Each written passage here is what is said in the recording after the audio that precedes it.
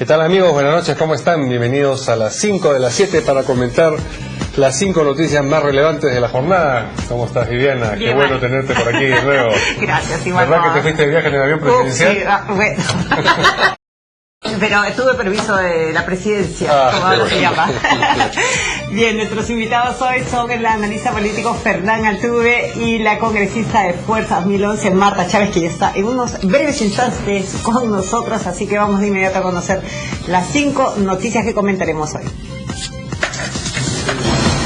La primera información: los 2 agentes del INPE que permanecían como rehenes en el penal de Socabaya, en Arequipa, fueron liberados. Como se sabe, desde tempranas horas, unos 200 internos se amotinaron en ese recinto penal exigiendo diversos beneficios y solución al hacinamiento carcelario que padecen. La segunda, la cuarta sala penal de reos en cárcel absolvió a Vladimiro Montesinos de la denuncia por el hallazgo de un cargamento de droga en el avión presidencial en 1996. El colegiado estableció que el Ministerio Público no pudo acreditar que el ex asesor liderase una red de narcotráfico al interior de la FARC. La tercera información: el ministro del Interior, Wilfredo Pedraza, informó que campesinos cocaleros del Valle del Mozón, en Huánuco, atacaron a una columna de la policía. Hasta el momento no se determina el número de muertos y heridos ni las razones del enfrentamiento. La cuarta, en implícita respuesta a las críticas a la ley del negacionismo de la vicepresidenta Marisol Espinosa, el premier Juan Jiménez dijo que le llama la atención que la gente exprese opiniones sin conocer el proyecto. Si el Congreso estima que es inviable, que sea su responsabilidad la protección del país, señaló. Hola, ¿qué tal? La quinta información: el Poder Judicial resolvió retirar la confianza a su procurador Segundo Viteri a causa de que su intervención en la audiencia ante la Corte Interamericana de Derechos Humanos por el caso Barrios Altos contra el Perú no se ciñó a las coordinaciones establecidas previamente.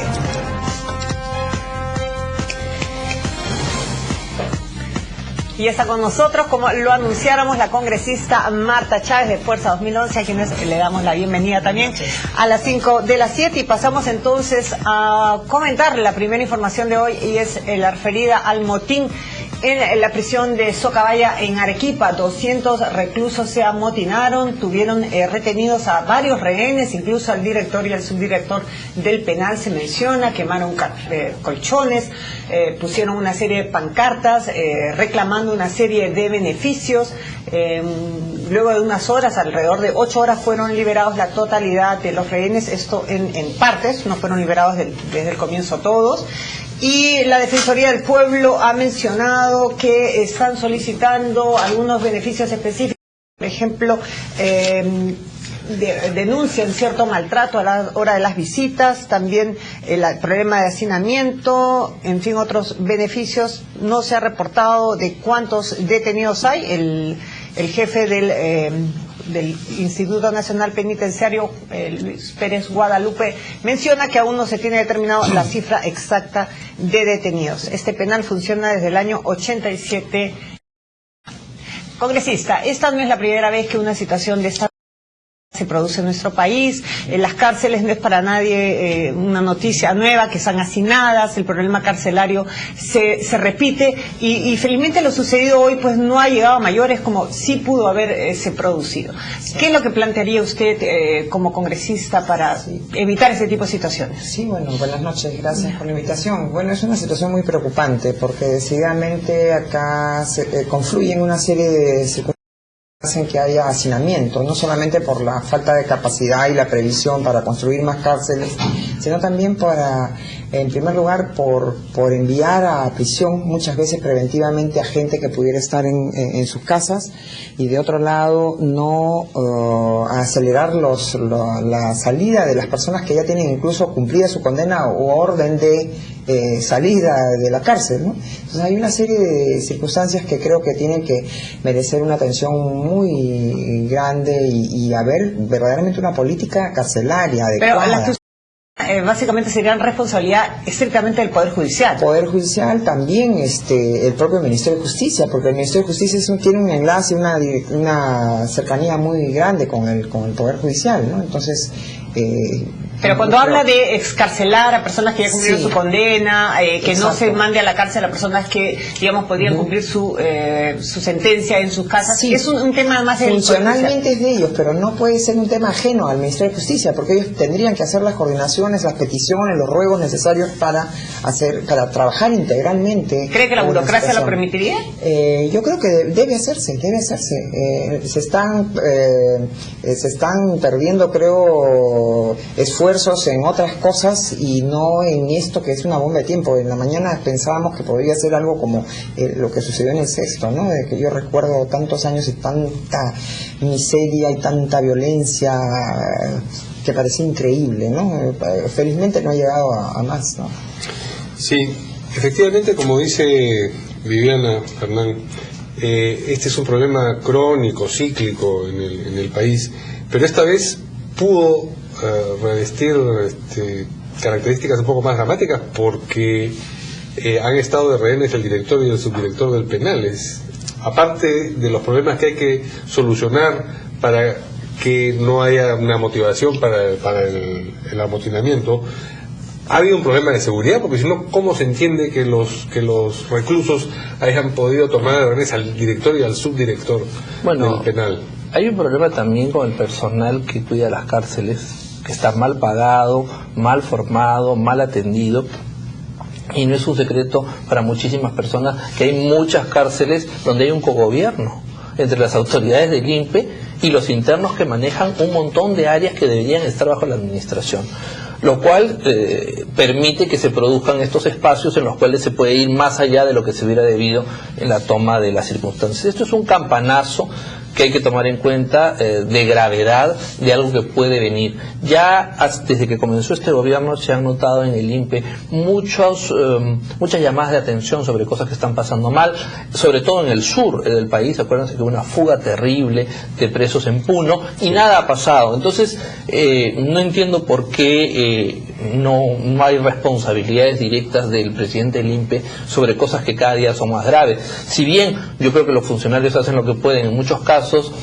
hay algunos con los cuales hay sanción muy rápida y hay otros con los cuales hay sanción muy lenta, número uno. Y número dos, es correcto señalar que ni los jueces no saben cuántos cupos de prisión podrían dar, porque eso es una información que el Ministerio de Justicia tendría que informar al Poder Judicial mensualmente.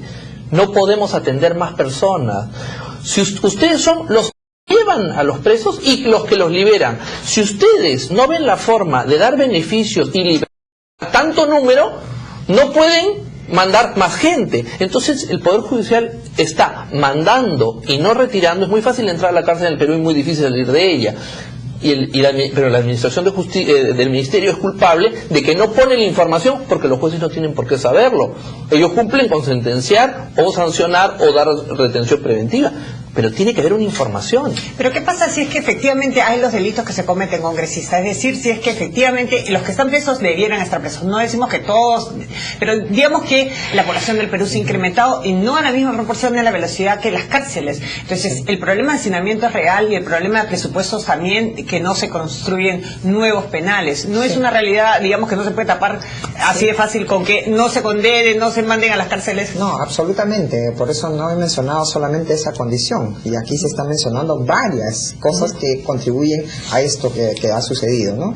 Es no solamente una falta de una política carcelaria adecuada, el verdaderamente considerar que tienen que haber establecimientos y carceleros adecuados y además en número suficiente. Como bien dices, se ha incrementado la población, se ha incrementado el delito también, es cierto, pero indudablemente también hay un problema de personas que están indebidamente detenidas cuando hay delincuentes avesados soldados que están en la calle. O sea que es una cosa que tiene muchas facetas y que es muy grave, ¿no? Yo creo que leía una información de acá en el mismo programas que en este mes, en ese penal de Socabaya hay mujeres y hombres, son parte de mujeres y hombres. Las internas estaban haciendo una actividad para celebrar el Día de Arequipa. Entonces, ¿cómo este tipo de actividades y al final, o sea, que parecen un poco superfluas, pero que son importantes, en unas circunstancias en que semanas después explota esto? Yo creo que hay mucha improvisación, hay una falta de política adecuada, hay también mucha lenidad de parte de los jueces, ¿no? Y mucha injusticia, yo creo que... Y también hay gente que no quiere salir de la cárcel, es cierto. Hay contados casos de gente que no quiere salir de la cárcel porque está mejor ahí e inclusive puede de ahí tener hasta negocios, ¿no? A veces es una tierra de nadie, donde tienen hasta bodegas, servicios hasta de representaciones artísticas. Ya lo hemos visto, ¿no? Ahora, la responsabilidad de lo que ocurre en las cárceles le corresponde al Ministerio de Justicia, pero aparentemente la ciudadanía no está en su mayoría consciente de eso, porque el ministro de Justicia no sufre, como por ejemplo él o la ministra de Educación o los ministros de otros sectores, la desaprobación que le correspondería ante circunstancias tan reiteradas. De hecho, quien era ministro de Justicia es ahora primer ministro. Bueno, lo que pasa es que... Y ya tenía el problema que mencionaste tú. Ya tenía ese problema, sí. Pero las cárceles más peligrosas están en manos de la policía. Por lo tanto, ya de esa manera el Ministerio de Justicia se quitó a medias un problema. Y con la defensa de decir, los jueces son los que mandan y los jueces los que no dejan salir, entonces nosotros somos prácticamente unos depositarios del problema y no unos titulares. Yo creo que no, yo creo que son parte porque no tienen una política penitenciaria seria, coordinada con la justicia. También es cierto que los jueces, por encontrar responsabilidades en un periodista, lo mandan preso. Entonces, ese lugar que debería estar destinado a una persona que realmente es un peligro para la sociedad, o sea, ¿quién debe ir a la cárcel? No solamente el que ha cometido un delito, sino el que es fundamentalmente un peligro para la sociedad. ¿Cree que la polémica de la privatización de las cárceles es oportuna? Bueno, definitivamente hay un conjunto de tipos penitenciarios que podrían estar privatizados, sobre todo los primarios, ¿no es cierto?, donde no hay alta peligrosidad y donde obviamente la posibilidad de readaptación con un modelo de prisión productiva o de rehabilitación productiva sería interesante, pero obviamente ese debate hasta ahora no se ha dado en los últimos 10 años. Bien, vamos a hacer una pausa y volvemos de inmediato a las 5 de las 7. Bien, ya estamos de vuelta aquí en las 5 de las 7. Hoy día nos acompañan la congresista Marta Chávez de Fuerza 2011 y el analista político y también regidor por Lima, Fernán Altuve. Y vamos a abordar con ellos ahora la segunda noticia, que tiene que ver con el ex asesor presidencial Vladimiro Montesinos, quien ha sido absuelto hoy día por la cuarta sala penal, el colegiado de la cuarta sala penal de reos en cárcel, de la denuncia que pesaba sobre él por el hallazgo de un cargamento de droga en el avión presidencial en 1996. Lo que el colegiado ha establecido es que el Ministerio Público, esto es la Fiscalía, no ha podido acreditar que Montesinos liderase, como se dijo, una red de narcotráfico al interior de la FARC. Esta sentencia, esta solución en realidad va a traer seguramente cola en la opinión pública. A usted, congresista, ¿qué impresión le da? ¿Tiene la impresión de que es una sentencia justa?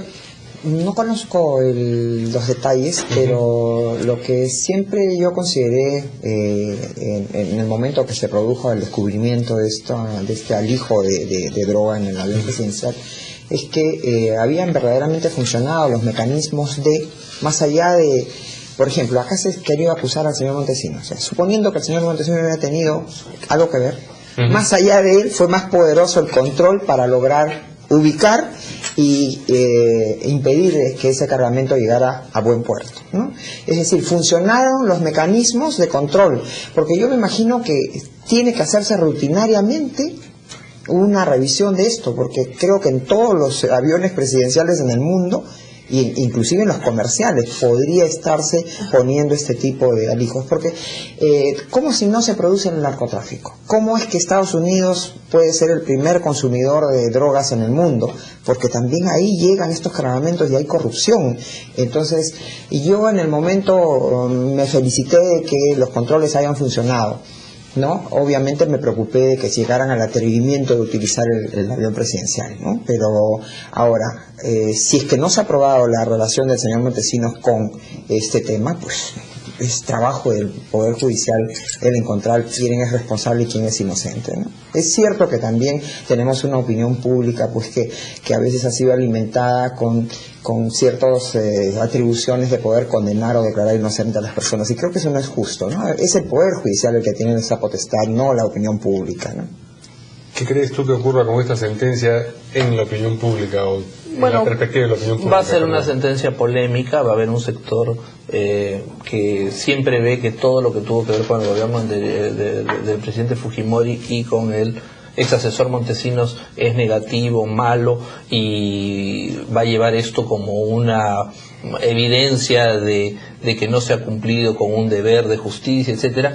Pero yo creo que el resultado, porque es una primera sentencia confirmado, lo que está mostrando es que todos los procesos que se han llevado a cabo en con esta persona que ha sido asesor presidencial, en cierta manera quedarían equilibrados, porque se estaría separando la paja del trigo, es decir, los casos de corrupción donde ha habido confesiones, donde ha aceptado sus culpas, donde no las ha aceptado, se ha determinado su responsabilidad y se ha podido probar, y en estos casos donde tener una red y es una cosa con el narcotráfico que necesita una probanza a plenitud, pues no habiéndose probado suficientemente, pues no se le condena. Entonces mostraría un equilibrio en tanto una persona polémica, y eso a quien le hace mejor bien es a la justicia, porque quiere decir que los jueces estarían tomando en consideración casos para decir hay responsabilidad y casos para decir no hay responsabilidad.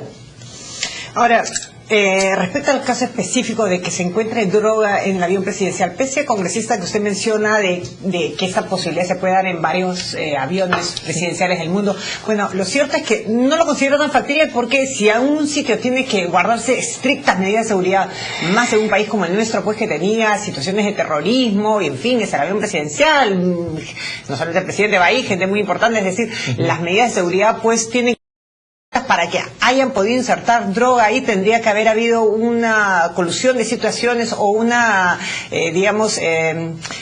bueno, que converjan varias personas para poder cometer ese delito. Sí. Entonces, el que se absuelve hoy día a Montesinos, si es que no se le ha encontrado la responsabilidad en el caso, muy bien, pero lo que nos queda luego es que 16 años después descubrimos que, bueno, ellos no eran los responsables y que esta pasará al olvido, porque... No, porque creo que ha habido otros, ya han habido otros condenados, que son el personal de cargos, claro, los que tenían que ver con diríamos, el acondicionamiento del avión. Porque acá se ha absuelto al ex comandante general de la FARC. Claro, yo digo, ¿cómo? No lo conozco, bueno, lo habré conocido como parte del grupo de funcionarios, ¿no? Habré hablado quizás con él como parte del protocolo, pero pensar que un comandante general tiene que ser responsable por lo que personas que tienen que ver directamente con el avión, ni siquiera el piloto creo que va y se sienta, pero tienen que ver muchos mecánicos, hasta los que limpian y qué sé yo. De eso se trata también el narcotráfico. El narcotráfico encuentra 1001 cosas para operar, ¿no? Hasta submarinos vemos que hay llenos de droga. Entonces, claro, es un atrevimiento, uno se pone a pensar, es un atrevimiento, pero en algún momento pueden haberlo logrado hacer en algún lugar o en el propio Perú, cuando se atrevieron a hacerlo esa vez que fueron descubiertos, ¿no? Y concuerda con lo que señala Fernán Altuve, de que es una manera muy clara de separar la paja del trigo, es decir, que a Montesinos será responsabilizado de lo que realmente debe asumir su delito. Por supuesto, yo coincido en el que la justicia se refuerza, se legitima, se hace más grande cuando tiene no solamente la prudencia y la fortaleza para condenar al que es culpable, sino también también y sobre todo cuando tiene la pulcritud y la honestidad de decir este es inocente, ¿no? Yo creo que de eso se trata. Ahora, reitero, no conozco en detalle el proceso, pero habrá que leer la sentencia para ver si tiene argumentos que pueden ser cuestionados o no jurídicamente, ¿no? Ahora, esto no mejora para nada la imagen de Montesinos, es decir, mejora la imagen de la justicia, pero el hecho de que de este cargo en particular salga absuelto... Pero en verdad también sería, el señor Montesinos es un ser humano, pues, y le han cargado 50.000 cosas por ser el señor Montesinos, y bueno, como todo ser humano tiene derecho a que si no se puede hacer responsabilidad... Sí, ahora, ya sé que el fiscal ha apelado de esta sentencia para que suba a la Corte Suprema, o sea que todavía nada está dicho definitivamente, ¿no? ¿Tú crees, Fernán, como dice Mario, que esto pues por lo menos no recarga aún más la imagen de Montesinos con respecto a la opinión pública? No, ¿O es que en realidad ya un cargo más no le hace una raya más al tigre y no le hace nada? No, yo creo que lo que hace es determinar que la justicia se está tomando con absoluta responsabilidad, verificar los estándares de responsabilidad o no de una persona imputada, pero los cargos por los cuales ha sido condenado, que él ha asumido, esos no van a desaparecer. O sea, entonces, las responsabilidades que se tienen y lo que la gente sabe y conoce por su propio reconocimiento o por determinación de la justicia no va a cambiar. Pero digo, es un corrupto y no un narcotraficante, ¿eh? Está bien que se esclarezca. No, es que el punto es el que vulnera la ley, ¿no es cierto? Claro, hay grados y cargos, etcétera, pero definitivamente el grado de corrupción, o sea, estar involucrado en una organización de corrupción gigantesca y no ser un paquetero de esquina, ¿no es cierto? O sea, no necesariamente un delito no es más que otro, sino es la magnitud de la organización que se da. Entonces yo no creo que vaya a cambiar porque este cargo no es probado, vaya a cambiar la percepción que la gente ya tiene sobre una persona y sus responsabilidades penales. Sí, esa era la pregunta, efectivamente. Bien, vamos a una pausa en las 5 de las 7 para conocer los titulares de las 7:30 y regresamos en un momento. Estamos de regreso con las 7. Nuestros invitados hoy, la congresista Marta Chávez de Fuerza 2011 y el comentarista, analista político Fernán Altuve. Pasamos a conversar de la tercera información, y es que en Huánuco, en la comunidad de Sachavaca, en la provincia de Huamalíes, ha habido un enfrentamiento. Más bien campesinos cocaleros han atacado una columna de policías que se estaba desplazando. En un comienzo un especialista en narcoterrorismo, el señor Antesana, anunció, también lo dijo el presidente regional de Huánuco, informó que habían habido 5 muertos. Luego el ministro del Interior, el señor Pedraza, desmintió eso, dijo que él no tenía conocimiento de ningún muerto. Luego las versiones mencionan 3 muertos, varios heridos. En fin, no se ha podido hasta el momento corroborar la veracidad de si es que han habido fallecidos o si es que hay heridos o de cuál es la magnitud de eso. Sí se sabe, sí el ministro del Interior ha podido confirmar que ha habido este ataque. También ha mencionado que no se sabe el porqué del ataque, aunque también dice que el gobierno no va a desistir en la lucha por erradicar los cultivos de coca en el Monzón. Así que, Fernán, por un lado el ministro del Interior dice que no tiene idea de la razón del ataque a los policías, pero es de presumir que si la policía está combatiendo o está tratando de erradicar los cultivos de coca, pues digamos, si son cocaleros los que atacan a la columna de policía, pues digamos que 1 más 1 nos tiene que dar 2. Salvo que Antesana sea el ministro del Interior y no nos hemos enterado, porque estaba más al tanto de lo que decía o hacía la policía que el ministro del Interior, o está defendiendo la ley de negación lo que está pasando. O sea, no sabemos lo que ocurre, no sabemos por qué ha ocurrido, solamente mencionan que ha habido un ataque a una columna de la policía y no hay información, como ocurrió en el tema del BRAE durante casi todo un día.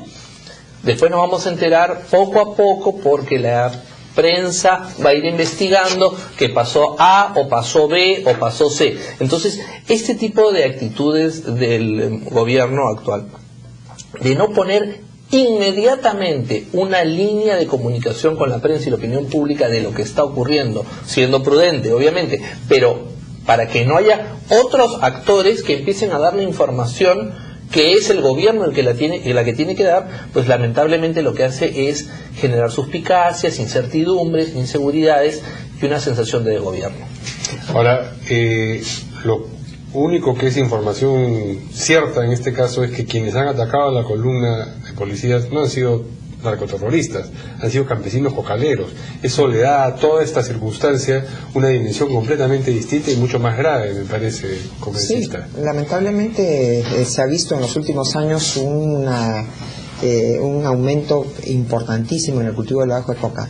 Y ahí en esa zona, en la provincia de Guamalíes, en Monzón, el valle del río Monzón, prácticamente la totalidad de la actividad agrícola está destinada ahora a la coca, ¿no? Y decididamente no es a consumo pues tradicional, sino es casi todo al narcotráfico, ¿no? Lamentablemente creo que ese es resultado, y no solamente es en este valle, es en muchos otros lugares, y yo creo que eso obedece a la falta de una política de lucha contra las drogas, a la falta de presencia del Estado, al haber querido borrar del mapa, pese a que se probó la eficiencia, la política que implementó el gobierno del presidente Fujimori en los años 90. Tirios y troyanos en el Perú y en el exterior reconocen la validez y la utilidad de esa política, que significó no tanto penalizar, ni castigar, ni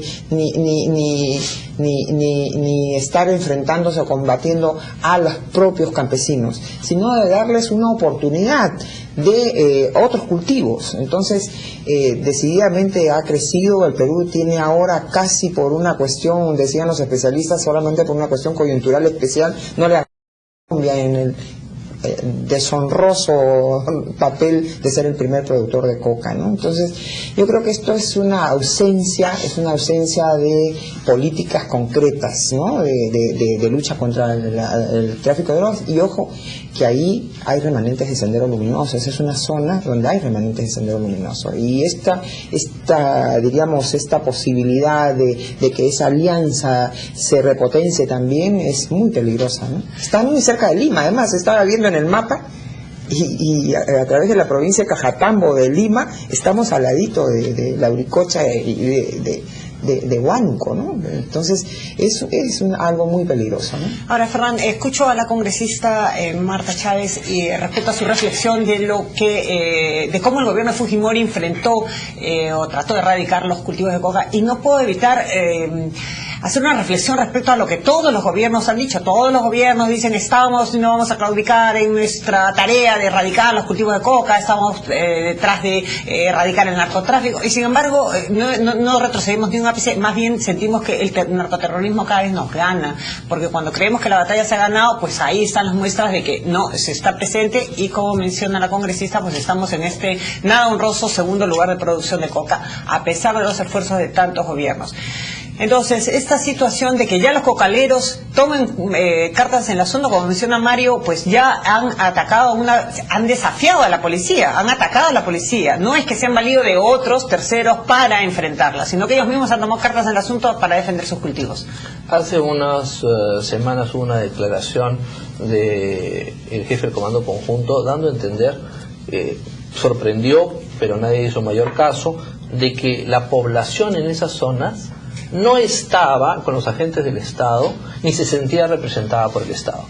Han pasado 10 años y la presencia del Estado se ha ido retirando, con bases antisubversivas que se han ido cerrando, con un conjunto de entidades públicas que han ido abandonando los espacios, y entonces la única presencia que ha habido ha sido primero la del narcotráfico como un complemento económico a la actividad de esa zona, y después, tras ellos, actividades de grupos remanentes o neosubversivos que están tomando espacios con una política copiada de lo que fue la política del gobierno Fujimori, tratar de ganarse la población. Entonces, el senderismo arcaico que reprimía la vida comunal, en la que trata de ganarse al comunero. Entonces, mientras el Estado se repliega y abandona una política de cercanía al eternamente olvidado comunero del Perú, lamentablemente estamos en eso.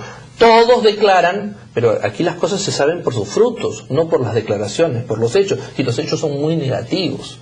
Y entonces, claro, todo el mundo se toca campanadas, el señor Antezana viene diciendo esto hace años. O sea, no es una cosa que se inventa ahora, nadie lo ha querido escuchar y cada día estamos en una situación más grave, ¿no?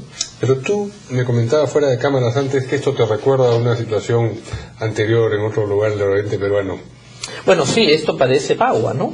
Eso es lo primero que yo, cuando me refirieron a este tema que no lo había visto, dije, esto es un mini Bagua. O sea, es nuevamente una situación donde la población y la policía vienen a chocar por un conflicto que está relacionado al tema económico. Atrás hay un tema ideológico probablemente que está satisfecho con lo que está pasando, pero está poniendo hoy día el terrorismo a la población contra la autoridad, que es justamente lo que hizo la estrategia de los 90, poner a la población contra la subversión. O sea, se ha invertido la lógica. ¿Qué ha ocurrido? Que en el Perú la subversión entendió su error aprendiendo de la política de su adversario. Y los políticos del Perú no entendieron lo que se hizo en la década de los 90. Lamentablemente, eso es lo que estamos pagando hoy día. Entonces, hay que saber distinguir. ¿No querían al gobierno de los 90? Perfecto, eso es aceptable. Pero lo que hizo bueno no debe ser destruido y debe ser repetido y potenciado. Si no, las cosas van a ser muy malas en lo sucesivo. ¿Usted también encuentra, congresista, una similitud entre Bagua y lo que ha ocurrido hoy?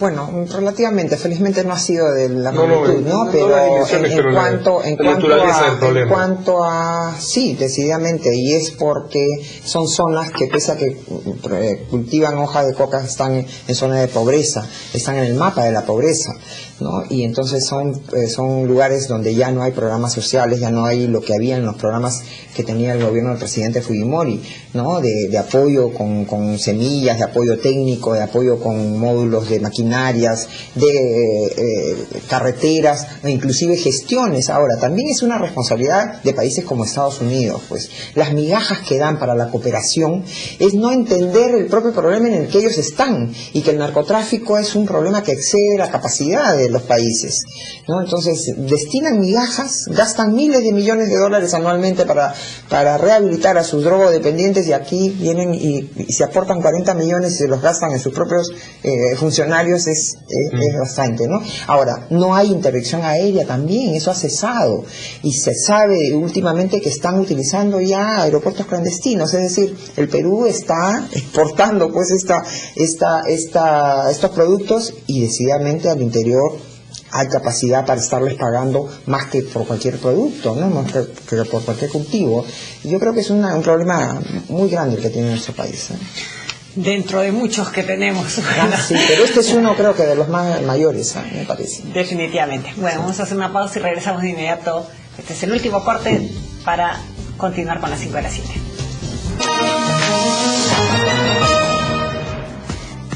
Bien, ya estamos de regreso aquí en las 5 de las 7. Hoy nos acompañan el analista político y regidor por Lima, Fernán Altuve, y la congresista de Fuerza 2011, Marta Chávez, con quienes vamos a tratar ahora la cuarta noticia, que abunda un poco más en lo que hemos venido conversando estos días a propósito del proyecto de ley, porque todavía no es ley, del negacionismo. Como se sabe, ha habido controversia acerca de este proyecto de ley, incluso la oposición y el gobierno, porque esta es una idea que lanzó el primer ministro en su exposición ante el Congreso hace algunos días, sino que también ha habido controversia dentro de las propias filas del oficialismo. Ayer la vicepresidenta Marisol Espinosa dijo que este proyecto de ley, si se convertía en ley, podía resultar peligrosa, y hoy día el premier Jiménez le ha respondido de una forma implícita, ha dicho que le llama la atención que la gente exprese opiniones sin conocer el proyecto, que la ley no sería peligrosa. El hecho de que utilice la palabra peligrosa es lo que hace pensar que le está respondiendo a Marisol Espinosa, que es también congresista, y dice: si el Congreso estima que es inviable la ley, el proyecto, se entiende, que sea su responsabilidad la protección del país, es decir, la desprotección del país, es lo que está dejando implícito, que sea responsabilidad de ellos que esta ley, que presuntamente protegería al país, no sea puesta en vigor. Vamos a escuchar las palabras del premier primero. El proyecto ha sido aprobado en Consejo de Ministros el día viernes y será presentado al Congreso de la República. Cuando esto esté presentado, ahí quizás podemos entrar a emitir opiniones certeras o sobre bases fácticas para plantear opiniones jurídicas. Creo que eso es lo sensato. Esto, repito, existe en otros países democráticos y esto no genera ningún peligro, y en todo caso, si el Congreso de la República estima que esto es una iniciativa inviable, que sea responsabilidad del Congreso el hecho de la protección del país o no. Fernán, curioso este forcejeo entre ejecutivo y legislativo dentro del oficialismo, ejecutivo, ¿no? Porque la vicepresidenta... Claro, pero aquí está el mismo primer ministro dice que sea responsabilidad del Congreso. Me parece que está en su condición de congresista, porque como vicepresidenta mal puede bloquear nada, ¿no? Pues sí, pero el punto para mí está dado porque ya tenemos otra experiencia donde se anuncia un proyecto aprobado en Consejo de Ministros o tratado en Consejo de Ministros y no se sabe de qué se trata. Estamos hablando de la educación. Exactamente, y no se manda inmediatamente al Congreso para que el Congreso se haga público. Entonces es muy fácil lanzar una cosa y que en el momento que viene la crítica por el concepto te dicen pero no lo has leído.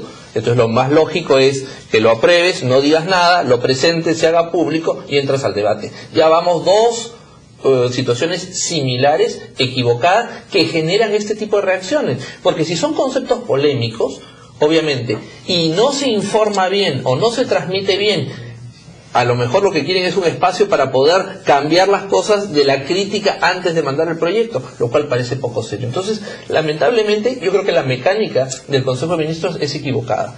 Y con esa mecánica, obviamente, se generan malos entendidos. Y esos malos entendidos terminan, obviamente, en un conflicto de poderes. Lamentablemente, eso es lo que está ocurriendo.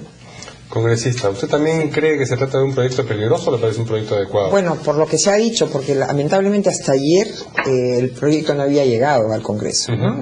Sin embargo, ha habido hasta un investigador alemán que sí parece que ha visto el proyecto y estaba hablando de él, el señor Simon, ¿no? Según he visto en las noticias. Si es tal como lo pintan y como bien ha señalado, lo anunció en el día de la investidura ministerial el ministro, y yo justamente le hice una acotación. Le dije, ustedes cuando han hablado del negacionismo han dicho contra el terrorismo, pero no han mencionado qué terrorismo. Sendero Luminoso y el MRTA deberían haberse tomado un poquito más de espacio, porque ya luego salieron congresistas marxistas, extremistas como el señor Díaz Canseco, a decir también debe involucrar el terrorismo de Estado. Y ese creo que es uno de los lados peligrosísimos, ¿no? Porque pretendería, de acuerdo a una concepción del marxismo, igualar al Estado con los grupos terroristas y hablar de este concepto de terrorismo de Estado, que yo creo que es absolutamente injusto, es absolutamente pernicioso, porque el Estado peruano nunca ha sido una organización terrorista, nunca puede compararse con Sendero Luminoso, y entonces ese es un lado peligroso, y el otro lado peligroso que hay que ir compulsando también hasta qué punto pues estaría penalizando el delito de opinión. A eso iba en origen mi pregunta. Sí. ¿A usted no le parece que el solo hecho de que una persona niegue determinados hechos, que niegue que la Tierra es redonda, que la Tierra es plana, claro, es de distinta gravedad lo que se niegue en un caso en el otro, merece ser sancionado? Yo creo que no, y yo digo, si es que ponen eso de terrorismo de Estado y pueden decir que el que niegue que las Fuerzas Armadas son violadoras sistemáticas de derechos humanos, tendrá que ir preso, y me tendré que ir presa yo, por ejemplo, porque yo en la vida voy a aceptar que las Fuerzas Armadas, las Fuerzas del Orden, ni los comités de autodefensa, los ronderos hayan sido violadores sistemáticos de derechos humanos. Pero aún el que niegue que cualquier Sendero cosa. Luminoso fue, digamos, un movimiento tampoco conocido, no merecería, porque ya hay un delito de apología del terrorismo. Lo que pasa es que los jueces tampoco tienen la decisión de aplicar la apología del terrorismo, ¿no? Entonces, yo creo que habiendo cosas tan importantes como, por ejemplo, el tema de la reforma de la legislación sobre las instituciones militares y policiales, ¿no? Que se las han sacado con forceps al Congreso para llevárselas en delegación de facultades al Ejecutivo, debían estar trabajando eso, que no es nada fácil, es un tema bastante complejo, y sin embargo están distrayéndose, o querrán eso, pues distraernos en eso y ya no hablar y de sus viajes, de los amigos y de todo el progreso del entorno de esta gente, ¿no? Vinculada a la familia del señor Humala, ¿no? ¿A qué nos metemos en camisa de once varas cuando lo que menciona la congresista Fernández me parece importante, el hecho que no se haya tipificado hasta el momento qué significa apología del terrorismo y por tanto muchos fiscales reclaman que no se pueda condenar a muchas personas que precisamente han hecho apología, están haciendo apología del terrorismo? Entonces, ya estamos creando una ley respecto a negar una situación cuando todavía la que existe, que es promocionar un grupo terrorista, no tiene cómo condenarse. Sí, ahora, yo pienso que el tema de apología del terrorismo también, yo creo que el Congreso ya cumplió su función de crear el tipo, pero hay que saber que los tipos penales se desarrollan en la jurisprudencia también. Entonces resulta que tenemos una jurisprudencia en el tema anticorrupción riquísima, donde hay sentencias abundantes que han desarrollado hasta el mínimo detalle de los delitos contra el Estado, y tenemos un conjunto de temas vinculados a la apología del terrorismo que están en una situación ínfima. Entonces los jueces tienen que ser mucho más prolijos y diligentes en darle contenido jurisprudencial para entender qué cosa es lo que van a sancionar, porque la jurisprudencia es la que viste el tipo penal. Entonces podemos discutir cientos de sentencias de delitos sobre corrupción y no tenemos lo que es función de fiscales y jueces. El Congreso ya dio el tipo, pero la jurisprudencia desarrolla los tipos. Eso creo que es lo que falta. Bien, vamos a pasar a la quinta información y está referida también a declaraciones del presidente del Poder Judicial, César San Martín, cuando se han presentado los procuradores del Estado ante la Comisión Interamericana de Derechos Humanos para expresar la posición peruana respecto a su comportamiento sobre el caso de Barrios Altos. El presidente del Poder le ha causado sorpresa y malestar porque han sido dos procuradores. Por un lado el señor Viteri y por el otro lado el segundo Viteri y por otro lado el señor Oscar Cubas. El señor Viteri ha actuado como procurador del Poder Judicial, representando al Estado peruano, y ha defendido el fallo de la Sala Penal Permanente de la Corte Suprema que preside Villestein, que como ustedes saben defendió el hecho de la condena, de rebajar la condena al Grupo Colina y retirar el calificativo de lesa humanidad. Mientras que Oscar Cubas, que es el procurador público supranacional, ratificó que el Estado está a favor de la anulación de dicha sentencia. Es decir, dos posiciones completamente diferentes expuestas en el mismo momento por el Estado. La ministra de Justicia ha respondido, Eda Rivas, ha respondido que muy mortificada respecto a la postura mostrada por el señor Viteri, procurador del Poder Judicial. Ha dicho que la verdadera, única y sola es la del procurador supranacional Oscar Cubas y que ha sido un exceso lo presentado por el otro procurador. Pero entonces, congresista, ¿cómo se entiende esta descoordinación en un momento tan importante, una presentación que debió el Estado peruano pues evaluar y definir, y resulta que el Estado mismo se da con la sorpresa a la hora que ya es expuesta? En primer lugar, no entiendo yo nada, porque cuando salió la sentencia del caso de la sala presidida por el presidente de Villestein, el señor San Martín, si bien dijo que no estaba de acuerdo, porque decididamente iba en contra de los métodos que él había utilizado para condenar al presidente Fujimori, que no están previstos en nuestra legislación, dicho sea de paso, dijo que era una sentencia que hay que respetarla. Pero ahora resulta que le había dado al procurador del Poder Judicial la orden de que se allanara la demanda, es decir, que vaya y destruya una sentencia. Por ese lado no lo entiendo. El señor Villestein, el señor San Martín, tendría que explicar cómo en el plano nacional dice que sí, que es una sentencia de los jueces, que hay que respetarla, y por el otro lado manda que ataquen. Y se escandaliza cuando su procurador no ataca esa sentencia. Pero más raro, o tan igual de raro, es el caso del Ministerio de Justicia. Por un lado, el procurador ya presentó una acción de amparo contra ese fallo, ¿y qué va a decir allá? Se supone que allá, ante la Corte Interamericana de Derechos Humanos, el Estado tiene que defenderse. ¿O vamos a estar otra vez frente a estos casos en que iban y se allanaban? O sea, ¿de qué se trata esto? Yo no entiendo ni uno ni otra cosa. Además dicen, no han cumplido con lo que se ha acordado. O sea, que acá se han puesto de acuerdo el procurador del Ministerio de Justicia, el procurador del Poder Judicial, el presidente del Poder Judicial y la ministra de Justicia. ¿Qué es esto? ¿Qué tinglado? ¿Qué concertación tan extraña? Y ya de lo que auguramos es que entonces le vamos a tener que pagar cientos de miles de dólares otra vez a estos señores que han presentado la demanda, y además que en menos de un mes ya corrió. Yo tengo presentada una denuncia ante la Comisión Interamericana de Derechos Humanos y hasta ahora hace más de 10 años. ¿Ya? Y sin embargo el caso, la sentencia esta no tiene ni un mes, pero ya el asunto no está en la comisión, está en la corte. O sea, ya pasó por la comisión, ya llegó a la corte.